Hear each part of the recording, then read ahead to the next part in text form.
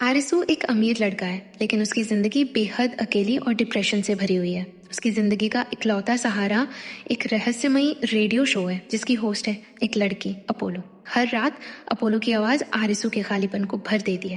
लेकिन कहानी में भूचाल तब आता है जब अपोलो अचानक एक रात बिना किसी वजह के गायब हो जाती है। अब आरिसू निकल पड़ता है उसकी तलाश में, और ये तलाश उसे ले जाती है फुरीने स्कूल तक, जहाँ खतरनाक बैडीज का राज है। एनिमे की शुरुआत होती है फुरीने स्कूल से, जो पहले सिर्फ बॉयज स्कूल था, लेकिन अब उसे मिक्स्ड स्कूल बना दिया गया है। पहली ही क्लास में होम रूम टीचर लड़कों को सख्त चेतावनी देता है कि वे लड़कियों को परेशान न करें ताकि नई छात्राएं इम्प्रेस हों। तभी एक लड़का खड़ा होता है और टीचर को टोकते हुए कहता है कि शायद उन्होंने अपने शब्द गलत चुने हैं और उन्हें दोबारा बोलना चाहिए।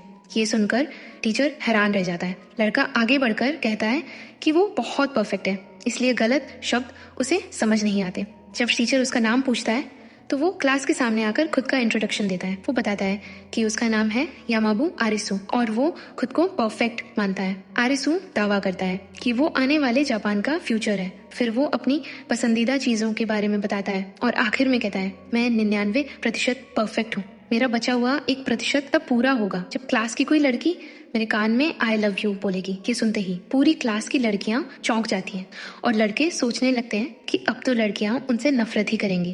क्लास के बाद दोस्त आरिसू को समझाते हैं कि उसने बहुत बड़ी गलती कर दी है, लेकिन आरिसू शांति से कहता है कि उसे पता है वो क्या कर रहा है और वो भीड़ में से उसी लड़की को ढूंढेगा जिसकी उसे तलाश है। तभी एक लड़की उसके पास आती है और पूछती है कि क्या वो गर्लफ्रेंड ढूंढ रहा है। वो मजाकिया अंदाज में पूछती है कि क्या वो उसके लायक है। आरिसू हैरान हो जाता है और कहता है कि ये सब बहुत जल्दी हो रहा है। अचानक आरिसू कहता है कि उसे टॉयलेट जाना है और वो ये भी बताता है कि उसका टॉयलेट टाइम भी उतना ही परफेक्ट है जितना वो खुद। इतना कहकर वो बाथरूम की ओर चला जाता है। रास्ते में उसे अपने मिडिल स्कूल के दिन याद आते हैं जब हर रात वो रेडियो शो अपोलो सुनता था। अपोलो की आवाज, उसके शब्द और हर बार एक ही अंदाज में शो खत्म करना, ये सब आरिसू की जिंदगी का हिस्सा बन चुका था। तभी अचानक उसके पीछे से एक लड़की आती है और उसके कान में फुसफुसाती है, आई लव यू।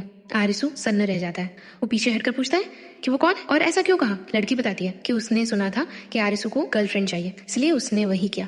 भले ही तरीका थोड़ा अजीब था। जब आरिसू उसका नाम पूछता है तो वो मुस्कुराते हुए कहती है, मेरा नाम रिका है। और यहीं से आरिसू की जिंदगी एक नए रहस्यमयी मोड़ पर पहुंच जाती है। लड़की अपना नाम बताती है, रिका, और हंसते हुए कहती है कि उसे तो पहले बाथरूम जाना था। आरिसू उसे याद दिलाने के लिए धन्यवाद कहता है और तुरंत भागकर बाथरूम की तरफ चला जाता है। इसके बाद सीन शिफ्ट होता है कैंटीन में, जहाँ सभी स्टूडेंट्स बैठकर खाना खा रहे होते हैं। तभी स्कूल के स्पीकर से एक बेहद क्यूट और मीठी आवाज गूंजती है। सभी छात्र उस आवाज की तारीफ करने लगते हैं, लेकिन जैसे ही आरिसू उस आवाज को सुनता है वो पूरी तरह चौंक जाता है। वो खुद से कहता है, ये आवाज बिल्कुल अपोलो जैसी है। उसे यकीन हो जाता है कि ये वही आवाज है जिससे वो पहले रेडियो शो में बात किया करता था। बिना वक्त गंवाए आरिसू उस कमरे की तरफ दौड़ता है जहाँ से अनाउंसमेंट हो रही होती है। जैसे ही वो दरवाजा खोलता है उसे अंदर 4 लड़कियां बैठी हुई दिखती हैं। आरिसू अपोलो को ढूंढते हुए यहाँ आया था, वही लड़की जो अचानक गायब हो गई थी और जिसने अपने सारे अकाउंट्स डिलीट कर दिए थे।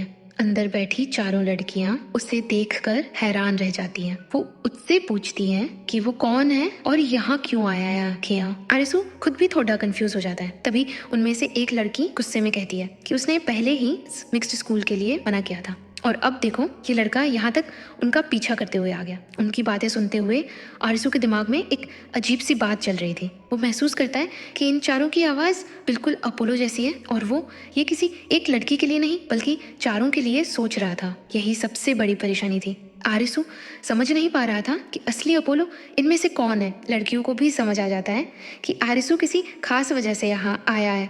उससे साफ साफ पूछती हैं कि वो आखिर चाहता क्या है, लेकिन आरिसू सीधे जवाब देने की बजाय बातों को घुमाने लगता है। तभी लड़कियां बताती हैं कि उन सबका सपना वॉइस से जुड़ा करियर बनाने का है।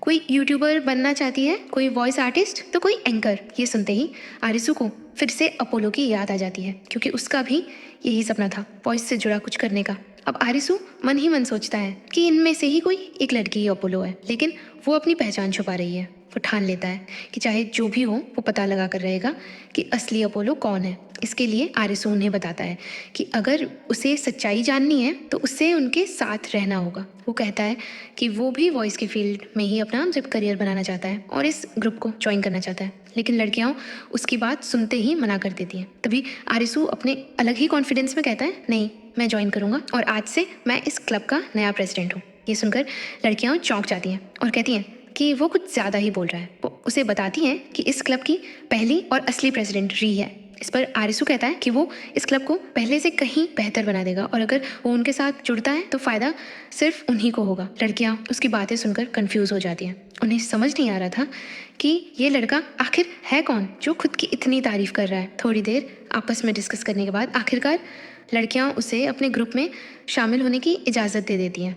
अब आरिसू मन ही मन खुश होता है क्योंकि उसे लगता है कि अब उसके पास एक शानदार मौका है इन चारों की असली पहचान जानने का और ये पता लगाने का कि अपोलो आखिर कौन है। इसके बाद आरिसू उन्हें बताता है कि उनके माइक्स और मॉनिटर काफ़ी ख़राब हालत में हैं। वो कहता है कि अगर वे चाहें तो वो उन्हें ठीक कर सकता है। लड़कियां उसकी तरफ देखते हुए कहती हैं, अगर तुम कर सकते हो तो ट्राई करके दिखाओ। और यहीं से आरिसू की असली चाल शुरू होती है। लड़कियां आरिसू से कहती हैं कि अगर वो चाहे तो माइक्स और मॉनिटर ठीक कर सकता है, लेकिन उनके पास उसे देने के लिए पैसे नहीं है। इस पर आरिसू साफ कह देता है कि उसे पैसों की कोई ज़रूरत नहीं है। लड़कियां कुछ सोचने लगती हैं। तभी आरिसू पीछे मुड़कर खड़ा होता है और जैसे ही वो आगे देखता है, चारों लड़कियां अचानक उसके चारों तरफ आ जाती हैं। एक साथ उसके कान में फुसफुसाती हैं, आई लव यू।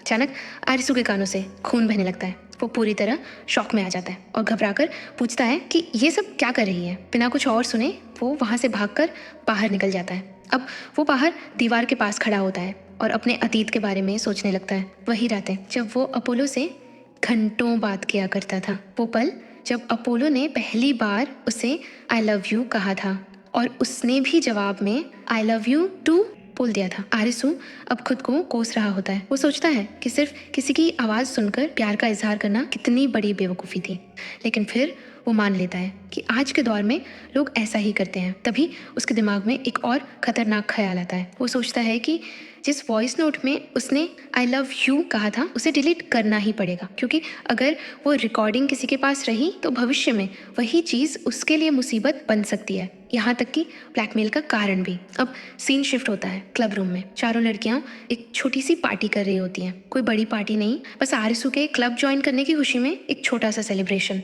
सब उसे बधाइयाँ दे रही होती हैं, लेकिन दूसरी तरफ लड़कियां आरिसू को मजाक का निशाना भी बना रही होती हैं। उसे एक तरह से मोर बनाकर बैठा दिया जाता है। हालांकि बाहर से आरिसू सब सहता रहता है, लेकिन अंदर ही अंदर वो सोचता है कि अगर उसे अपोलो का सच का जानना है तो फिलहाल उसे इन सब की बातें माननी ही पड़ेंगी। इसके बाद सब आपस में बातें करने लगते हैं, हंसी मजाक चलता रहता है और आरिसू भी उनके साथ टाइम पास करता है। अब आरिसू मन ही मन फैसला कर लेता है कि वो अब से हर लड़की को ध्यान से ऑब्जर्व करेगा ताकि उनकी आदतों, आवाज़ और बिहेवियर से कुछ पता चल सके। तभी वो एक लड़की के पास जाता है जिसका नाम है शिनोबू। वो उससे पूछता है कि वो क्या कर रही है। शिनोबू बताती है कि वो अपने पॉडकास्ट की तैयारी कर रही है।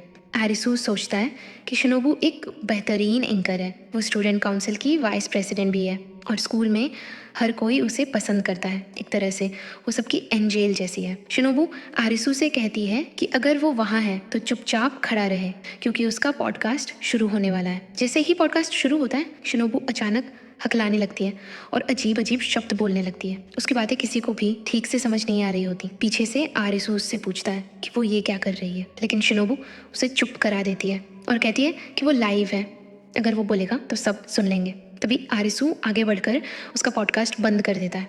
इसके बाद सीन बदलता है और हम आरिसू को उसके दोस्तों के साथ देखते हैं।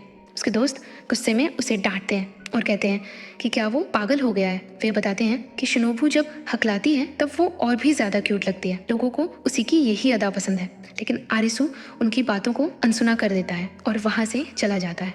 अब आगे हम देखते हैं हिमेगावा को, जिसे चारों तरफ से लड़कियों ने घेर रखा होता है। हिमेगावा का सपना है वॉइस एक्टर बनना और स्कूल की ज़्यादातर लड़कियां उसकी फ़ैन होती हैं। सब लड़कियां उसे दिल के इशारे दिखाते हुए उसकी तारीफ़ कर रही होती हैं। हिमेगावा की फ़ैन लड़कियां शोरशार उसे एक मंगा दिखाते हुए पूछती हैं कि क्या वो इसे अपनी आवाज़ में डब कर सकता है। आरिसू ये सब देख रहा होता है और उसे एहसास होता है कि उसके हाथ में जो मंगा है वही मंगा अपोलो को भी बहुत पसंद थी। इधर हिमेगावा मंगा पढ़ने लगती है, लेकिन तभी उसकी नज़र आरिसू पर पड़ जाती है। वो बाकी लड़कियों से कहती है कि सामने खड़ा लड़का उसे घूर रहा है और उसे ये बिल्कुल अच्छा नहीं लग रहा। ये सुनते ही आरिसू घबरा जाता है और तुरंत वहाँ से भाग जाता है। इसके बाद आरिसू तीसरी लड़की के पास जाता है जिसका नाम है इक्को।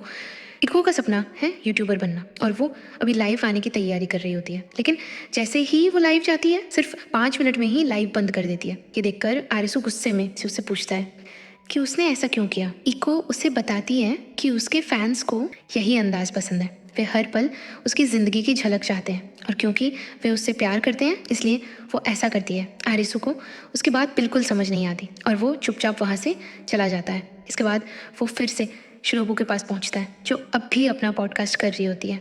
अचानक आरिसू उसका माइक अपने हाथ में ले लेता है और बोलना शुरू कर देता है।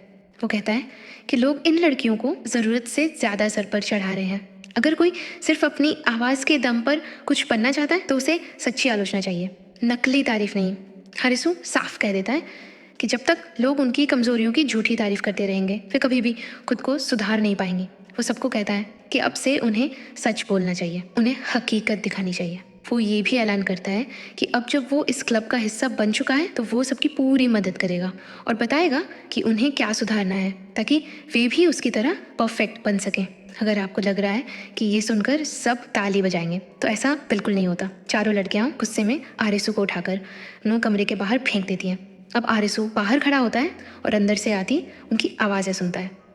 वो आवाज़ें बिल्कुल अपोलो जैसी लग रही थी। उसे अपना अतीत याद आने लगता है, वो बातें वो रातें और वो पल जब अपोलो ने उससे कहा था कि वो उससे प्यार करती है। आरिसू को अब समझ आने लगता है कि अपोलो ने आई लव यू यूं ही नहीं कहा था, उसका मतलब था कि वो सच में उससे प्यार करती थी, लेकिन किसी वजह से वो अपनी पहचान नहीं बता सकती थी।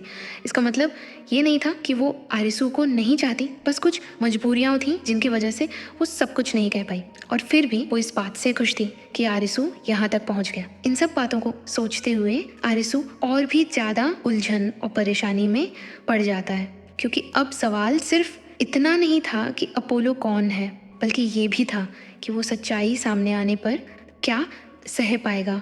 और इसी के साथ एपिसोड यहीं पर ख़त्म हो जाता है।